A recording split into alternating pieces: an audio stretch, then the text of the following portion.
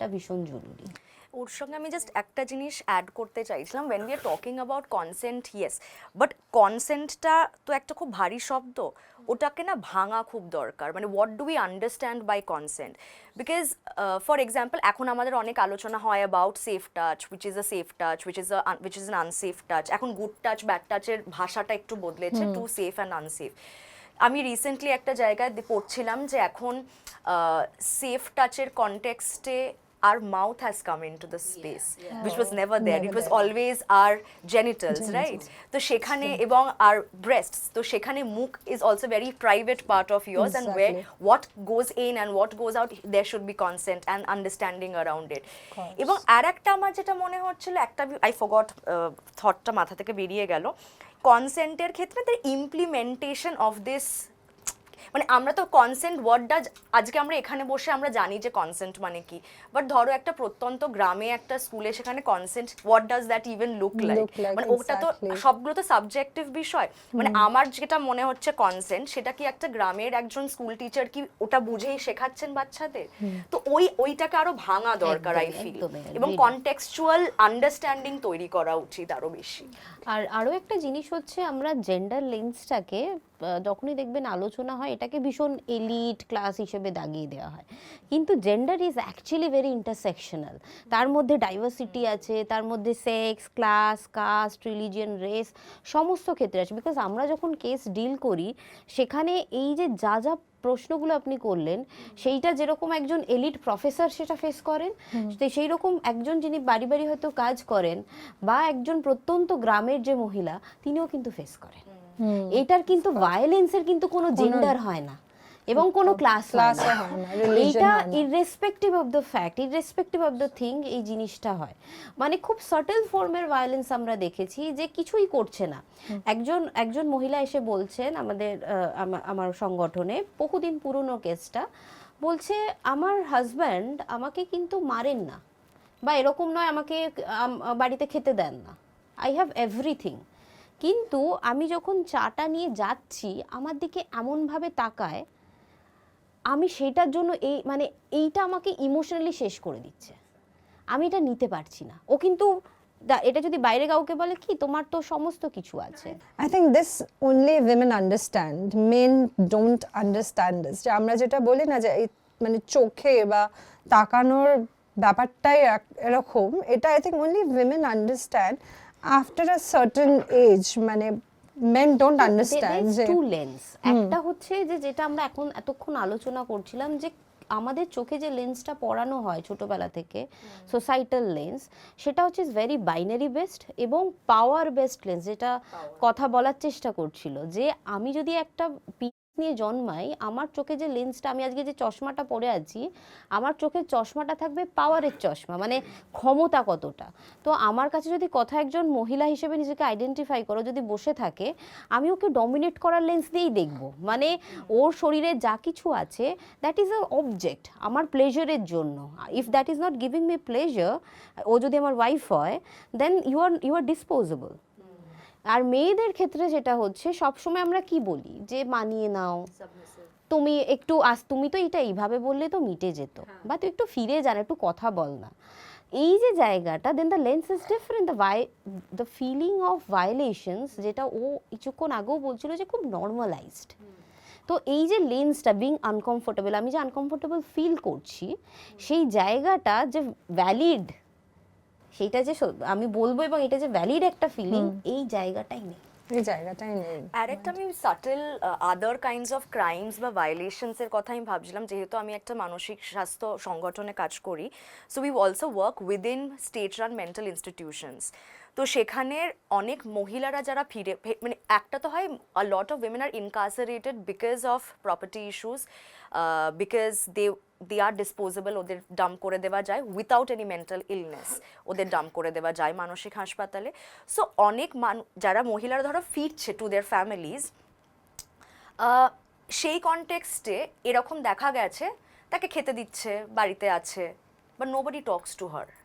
She is like kept in a room, there's no participation. ও যে একটা কলতলায় গিয়ে কারোর সঙ্গে কথা বলবে, nobody talks with her. do we understand that's a violence? No, obviously. But that is never understood or uttered as violence. We don't name it as violence because হ্যাঁ ও তো খাচ্ছে পড়ছে জামা কাপড় কিনে দিচ্ছি বাড়িতে ভালোই আছে আর আছে কি দরকার, being taken care of and but that the happens in so many emotional- layers across the country. Of course. That's why intersectional lens to the gender and also the mental health lens. Seeing violence from the mental health lens is very important because আজকে ওকে মেরে হাতটা ভেঙে দিল, ওর হাত সেরে যাবে কিছুদিন পর ইয়ে করলে নাও সারতে পারে। Emotional trauma But ওই is not taken care ট্রমাটা of. যে ও ই করলো, ও কোনো জায়গা থেকে ওটা আমরা দেখেছি সার্ভাইভারদের 2 বছর 3 বছরও রিকভার করতে পারছে না, মানে the wound is so deep, গায়ের বাইরে কোনো উন্ড নেই কিন্তু the wound is so deep, ওই কাউন্সেলিংটা করার পরেও তার অ্যাঙ্গার ইস্যু যাচ্ছে না বাচ্চার প্রতি, ওই ওই জায়গাটা is so deep and so ওই জায়গাটা মানে আমরা যখন কাজ করি এক এক মেন্টাল হেলথের ইয়েতে, যখন বাচ্চাদের সঙ্গে আমরা কাজ করি, আপনি বাচ্চাদের প্রশ্নটা আনলেন বলে আমি এটা আনসার করছি, যে বাচ্চাদের ক্ষেত্রে আমরা দেখি যে বাচ্চারা সবসময় shadow victim of the violence, domestic ভায়োলেন্সের ক্ষেত্রেও। সেক্ষেত্রে both in case of natal family violence যেটা জন্মগত বা শৈশবের বেড়ে ওঠার পরিবারে হচ্ছে, এবং ডোমেস্টিক ভায়োলেন্সের ক্ষেত্রে দে are always the shadow victims.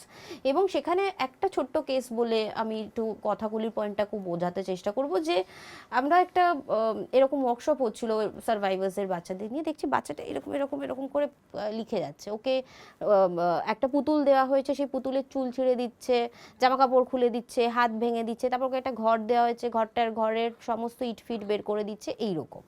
তো তখন ওকে বোঝা গেল কিছু, মানে কাউন্সেলিং করতে করতে করতে করতে দীর্ঘদিন অবজার্ভ করতে করতে বললো যে অ্যাকচুয়ালি ও দেখেছে এইভাবেই ভায়োলেন্সটা হয় বাড়িতে,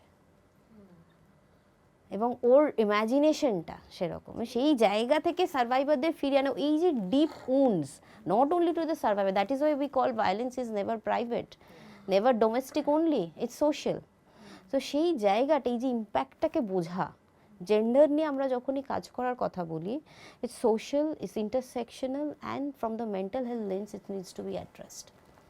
And domestic violence affects differently to a boy child and differently to a girl child. Is it so, or it's the same effect? এইটার I was just about to say, for example, যে আজকে একটা ফ্যামিলিতে যদি কেউ domestic violence দেখে বড় হয়, তার কিন্তু also understanding of love becomes that. So that's what তো আজকে একটা, আমি যদি একটা পুরুষের কথাই বলি, কোট আনকোট বাইনারির পুরুষের কথা, হেটারোসেক্সুয়াল সিসজেন্ডার্ড ম্যানের কথা বলি, তো সেক্ষেত্রে সে যদি দেখে যে বাবা মা তো বিবাহিত, এটাই একটা ভালোবাসার পরিবার, তো সেখানে বাবা মারছে মাঝে মাঝে, মা কাঁদছে, আবার রান্নাও করছে, এটাই তো তার আন্ডারস্ট্যান্ডিং অফ ফ্যামিলি। সো সেও যখন বড় হবে সে মনে করবে যে হ্যাঁ that's a normal thing to do. Similarly for the woman, যে একটি মেয়ে বড় হচ্ছে, সে যখন দেখছে যে মা মার খাচ্ছে এবং she is still in that family, সেও জানবে পরে বরের থেকে মার খাওয়া ইজ ঠিক আছে, ওটা ভালোই বাসার একটা। We all would like to know next is, are the punishments which are being meted out to the criminals equivalent to the kind of crimes they're actually committed? So মানে খুব ইন্টারেস্টিং কোয়েশ্চেন, বাট জিনিসটা হচ্ছে যে আমরা যখন পানিশমেন্টের কথা বলি, actually it's about আইন, যে আইনগুলো ঠিকঠাক কাজ করছে কিনা, বা আইনগুলো ঠিকঠাক ভায়োলেন্সের ধরন অনুযায়ী কাজ করছে কিনা। তো প্রথমে আমি একটা পয়েন্ট বলবো যে প্রথমত ভায়োলেন্সকে কম্পেয়ার করা যায় না, কারণ প্রত্যেকটা সার্ভাইভারের যে এক্সপিরিয়েন্স থাকে সেটা ইউনিক হয়। আজকে আমার উপরে একটা ঘটনা ঘটলো, সেটার ইম্প্যাক্ট আমার উপরে যেরকম হবে বা আমি কি ফিল করব, আর ধরো তোমার উপরে একসঙ্গে একটা ঘটনা ঘটলো, ওই সেম ঘটনাই হয়তো ঘটলো, সেটার ইম্প্যাক্ট তোমার উপর কি হবে, it can be measured out. প্রথমত এই জায়গাটা, এই যে কম্প্যারিজনের জায়গাটা, যে এটা ইজ মোর গ্রেভ দ্যান ওটা, হ্যাঁ একটা ডিগ্রি থাকে টু ফিজিক্যাল হার্ম থেকে শুরু করে ইম্প্যাক্টের জায়গা থেকে শুরু করে, বাট ভায়োলেন্সকে মেজার করা, because it's survivors experience, it's not quantitative, it's qualitative, যে আমার এক্সপিরিয়েন্সটা কতটা হচ্ছে, কিভাবে হচ্ছে। প্রথমত ওই যে বললাম যে একটা পয়েন্ট অফ বিলিফ থেকে আমাদের শুরু করতে হবে। দ্বিতীয়ত আমি যদি আইনের দিকে আসি, আইন হচ্ছে একটা পার্ট আমাদের, এই যে পুরো ভায়োলেন্স নিয়ে আমরা যখন কাজের কথা বলছি, তখন আইন একটা অংশ যেটা আইসোলেটেডভাবে রান করতে পারে না, যে আজকে আমি একজনের উপর হলো বা হলো, তাকে আমি ফাঁসি দিয়ে দিলাম এবং তার পরের দিন থেকে সমস্ত রেপ বন্ধ হয়ে যাবে, একটা মেসেজ হয়তো পৌঁছবে কিন্তু বন্ধ হয়ে যাবে, সেটা is not the point. First of all taking out life এটা কোনো সলিউশন নয়। দ্বিতীয়ত হচ্ছে যে এই ইস্যুটা অনেক বেশি সোশ্যাল। আইন হচ্ছে একটা পজিটিভ পুশ, যে এই জিনিসটা আছে, তুমি এটা নিয়ে লড়াই করতে পারবে, there is a system that has to run effectively এবং ইমপ্লিমেন্টেশনটা প্রপারলি হতে হবে, যেটাকে আমরা সাপোর্ট সার্ভিসেস বলি, এবং সার্ভিসেস যেটা ফ্রন্টলাইন ওয়ার্কার্স যারা হন তাদের সেই জায়গাটা। আর পানিশমেন্টের ক্ষেত্রে যেটা তার থেকে বড় জিনিস যেটা হচ্ছে এই যে ইনফ্রাস্ট্রাকচারাল লেভেল নিয়ে আমরা কথা বলছিলাম, এখানে আমরা কাজের অভিজ্ঞতা থেকেই দেখেছি, যেটা আমি আগেও বললাম, যে lack of awareness, lack of training, এই যে জেন্ডার লেন্স থেকে আমার অপোজিটে যখন একটা সার্ভাইভার এসে বসবে, আমি তার সঙ্গে কিভাবে কথা বলবো, কিভাবে তার কেসটাকে ডিল করব, সে যখন 164 দিচ্ছে মানে বয়ান দিচ্ছে ম্যাজিস্ট্রেটের কাছে, কিভাবে তার সঙ্গে আমি কথাটা বলবো, কতটা এমপ্যাথেটিক হব, কি নন জাজমেন্টাল যে পয়েন্ট অফ ভিউ সেটা কিভাবে আনবো, এই দিকগুলো আমাদেরকে আরও বেশি স্ট্রেস করতে হবে। পানিশমেন্ট বা এই জায়গাটা এটা অনেকটা সোশ্যাল ইস্যুটা, এবং আইসোলেটেডভাবে এটা রান করতে পারে না। আমরা সিভিল সোসাইটি অর্গানাইজেশনস যারা আছি, যারা রাইটস নিয়ে কাজ করে, তাদেরকে একসঙ্গে, কারণ অভিজ্ঞতার যে জায়গাটা সেটা যেরকম সিভিল সোসাইটি অর্গানাইজেশনের একটা দিকে আছে, সেরকম সিস্টেমে যারা কাজ করেন তাদের অভিজ্ঞতার একটা দিক আছে, তাদের চ্যালেঞ্জেসও আছে। তো সেই জায়গাটা যখন একসঙ্গে আসবে, ফর এক্সাম্পল আমি ছোট্ট একটা এক্সাম্পল দেবো, যে ওয়ান স্টপ সেন্টার আমরা প্রত্যেকেই শুনেছি, ইনিশিয়ালি নাম ছিল ওয়ান স্টপ ক্রাইসিস সেন্টার, যেটা নির্ভয়া ফান্ড থেকে হয়েছিল, এখন সেটা ওয়ান স্টপ সেন্টার বলি আমরা, যেটা অ্যাকচুয়ালি তৈরি হয়েছিল কোঅর্ডিনেটেড সার্ভিসের জন্য। কারো ওপর যে কোনো ধরনের ভায়োলেন্স হচ্ছে, সেটা হতে পারে, ডোমেস্টিক ভায়োলেন্স হতে পারে, যে কিছু ভায়োলেন্স হচ্ছে, সে যখন হাসপাতালে যাচ্ছে, the first thing is the মানে মেডিকেলে যাওয়া, তখন থেকেই পুরো সার্ভিসটা হবে কোঅর্ডিনেটেড সার্ভিস। সেখান থেকে পিও মানে প্রোটেকশন অফিসার ইনফর্মড হবেন, রেপের ক্ষেত্রে সেখানে থানা ইনফর্মড হবেন। এই যে আমরা সেক্ষেত্রে দেখি যে বেশিরভাগের কাছে ইনফরমেশন নেই, যারা ফ্রন্ট লাইনে কাজ করছেন, যে কোথায় যোগাযোগ করব, কিভাবে সাপোর্ট দেব। এই জায়গাগুলো যতক্ষণ না স্ট্রং হবে, ততক্ষণ কিন্তু এই সোশ্যাল চেঞ্জটা একটা আমাদের কাছে ডিস্ট্যান্ট ড্রিম হিসেবে থেকে যাবে। কারণ এই জায়গাটা এবং এই জায়গাটা করতে গেলে একা সিভিল সোসাইটি অর্গানাইজেশন পারবে না, একা সিস্টেম পারবে না। দুটো যখন একসাথে এসে একটা কোঅর্ডিনেটেড জায়গা তৈরি হবে, যেখানে এক্সপার্টিজও মিট করবে, সিস্টেমও মিট করবে, জেন্ডার লেন্স মিট করবে, তখন কিন্তু এই পুরো ভায়োলেন্স ইস্যু এবং তার জন্য সেটাকে আমরা কিভাবে অ্যাড্রেস করব, সেই জায়গাটা আমরা একটা পয়েন্টে সেই ইস্যুটাকে অ্যাড্রেস করা পসিবল হবে। পানিশমেন্ট ইজ দেয়ার, তার জন্য কি ভায়োলেন্স কমেছে? প্রত্যেক বছর আমরা দেখছি, প্যান্ডেমিকের সময় দেখেছি ভীষণ হাই হয়েছে, এবছর দেখেছি 0.7% বেড়েছে ভায়োলেন্স। আগের এনসিআরবি 2022 যে ডেটা, সেখানে 22 প্রিভিয়াস ডেটা 22 এর যে ডেটা, তার থেকে 23-তে 0.7%। ডাউরির মতো ইনসিডেন্ট, যেটাকে আমরা বলি ডাউরি তো এখন নেই, পণ তো এখন নেই, পণের কেসে আমরা দেখছি মোরলেস 15% ইনক্রিজ হয়েছে ডাউরি টোটাল কেসের। না, আমি জাস্ট একটু অ্যাড করি, ও লিগাল যে সিস্টেমটার কথা বলছে, মেইনলি লিগাল সিস্টেম কিন্তু এভিডেন্সের ওপর ম্যাক্সিমাম ডিপেন্ড করছে। এটাও তো দেখতে হবে, এভিডেন্স যদি না পাওয়া যায়, যদি লিগাল সিস্টেমের ওপর আমার সেই ভরসাটা থাকে, তাহলে আমাকে তার যে সিস্টেমটা তার উপরেও ভরসা থাকতে হবে। তো যে ডোমেস্টিক ভায়োলেন্সের কথা হচ্ছে, যদি আমাকে একটা চর মেরে কেউ মারলো, বাড়িতে দেখা গেল, তারপরে আমি সেই চরটা প্রমাণ করা কিন্তু লিগালে খুব অসুবিধা, যার জন্য সমস্যাটা তো কিন্তু হচ্ছে। যদি আমরা এটাকে মান্যতা দিই যে লিগাল ব্যাপারটাকে আমি, তাহলে লিগাল একদম ঠিক। যদি এভিডেন্স আমি না দিতে পারি, তাহলে লিগাল সিস্টেম তো ঠিক, তাহলে আমাকে এভিডেন্স দিতে হবে। তাহলে ও যেটা বলছে, তাহলে সেই সিস্টেমটার আমাকে যদি মান্যতা দিতে হয় লিগাল সিস্টেমে, আমার প্রতিটি ভায়োলেন্সের এভিডেন্স তার কাছেও তুলে দিতে হবে। লিগালি যদি আমাকে যেতেই হয় সেই রুটে, তাহলে আমাকে এভিডেন্স দিতে হবে, প্রুফ দিতে হবে, না হলে আমি সেটা বলবো কি করে? তাহলে তো সেই ফেক হয়ে গেল, অ্যালিগেশনটাই ফেক হয়ে যাচ্ছে। তাহলে আমরা যাব কোথায়? আমরা একটা কনক্লুশনের মধ্যে এসে গেছি, হয়তো বলবে এবার, বলুক। একটা জিনিস যেটা ম্যাম বললেন ইম্পর্টেন্ট, কারণ ভায়োলেন্স আমাদের উপর যখন হয়, সেটা যে কোনো ধরনের ভায়োলেন্স, সেটা পশই হোক, পশ মানে কর্মক্ষেত্রে হোক বা বাইরে হোক, জেন্ডার বেসড ভায়োলেন্স, কারণ আমার সামনে কেউ আমার উপর ভায়োলেন্স করছে বা রেপ করছে বলুন, থাপ্পড় মারছে বলুন, গালাগাল দিচ্ছে বলুন, এই জায়গাটা যে ভায়োলেন্সের এভিডেন্স কিন্তু সামনাসামনি থাকে না, রাইট?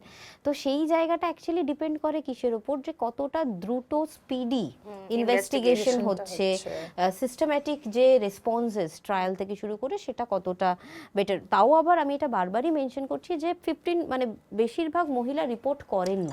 আই ওয়াজ জাস্ট সেই অ্যাবাউট টু জায়গাটা। আস্ক যে এই যে ইনক্রিজটা হয়েছে রিপোর্টে, যে 2022 থেকে 2023 তে যে ইনক্রিজ হয়েছে, ইজ ইট অনলি যে ক্রাইম পার্সেন্টেজটা বেড়েছে, না the reporting has gone up, that's why you know? কারণ specially domestic violence which is happening within closed doors, no one gets to know till the time it's reported. So এটাকে report মানে ভায়োলেন্সটা তো বেড়েছেই, but রিপোর্টিংটাও কি বেড়েছে? That is why you know that there is an NCRB increase. data হচ্ছে if it's reported only then will it Only, come in the exactly. data. So reporting মানে আজকে ধরে যদি ক্রাইম হচ্ছে 100টা হয়তো রিপোর্টিং হচ্ছে হয়তো 15টা, তো সেই কনটেক্সটে একটু বেড়েছে, but again there is a lot of unreported এবং আরেকটা আমি ভাবছিলাম যখন ম্যাম বলছিলেন এবং সৌমিও বলছিলেন যে আনফর্চুনেটলি আমাদের সিস্টেমে না whenever a violence happens the onus kind of lies on the victim to prove ki it has happened to me, very sadly so. মানে আজকে if rape happens to me, it is I have to provide evidence এবং ভাবো যে to provide that evidence, the trauma that I have to go through in multiple spaces and in multiple institutions. এবং পানিশমেন্টের কনটেক্সটে আরেকটা মানে আমাদের তো ধরো আজকে ফ্যামিলি একটা ইনস্টিটিউশন, এডুকেশন একটা institution, health is an institution, judiciary is an institution, all of this যদি আমি ইনস্টিটিউশনস দেখি, কোথায় punishment and how does it work? মানে ও যেহেতু বলছিল yeah it is a social issue, because আমাদের যদি অ্যাকচুয়ালি মাইন্ডসেট চেঞ্জ না হয় জুডিশিয়ারি বা কি করবে? জুডিশিয়ারি লস তো আছে, লস তো দেয়ার, মাইন্ড চেঞ্জটা আমাদের করতে বিকজ অনেক জায়গায় অনেক ডিবেটস হয় যেখানে কি আমাদেরকে আরো ল বাড়ানো উচিত, কত ল তো আছে, is it being implemented? Half of the laws are not. আমি যেহেতু মানসিক স্বাস্থ্য সংগঠনে কাজ করি and Anjali has been part of the drafting committee of the mental health care act, ওটা 2017-তে এসেছে, it's a very progressive act and it's progressive law. 2025 আছে হয়ে গেছে, এখন it's not being implemented. So what is the point of a law bringing in a progressive ল যখন তার ইমপ্লিমেন্টেশনই হচ্ছে না? তার জন্য যে বোর্ড বসা উচিত এক্সেট্রা অথরিটিজ বসা উচিত, কিছুই বসছে না অ্যাক্রস দ্য